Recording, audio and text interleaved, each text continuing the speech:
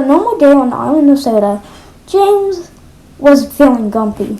He was boasting about how great he is. Neither didn't know he was late. James realized he was late and decided to get out of the sheds quickly. He was gonna go to Wellsford to pick up his train. Then later knew he was in trouble. He was going down the line, but going at extreme speeds.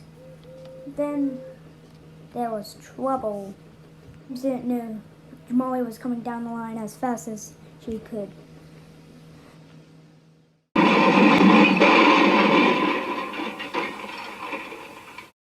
Molly and James crashed into each other.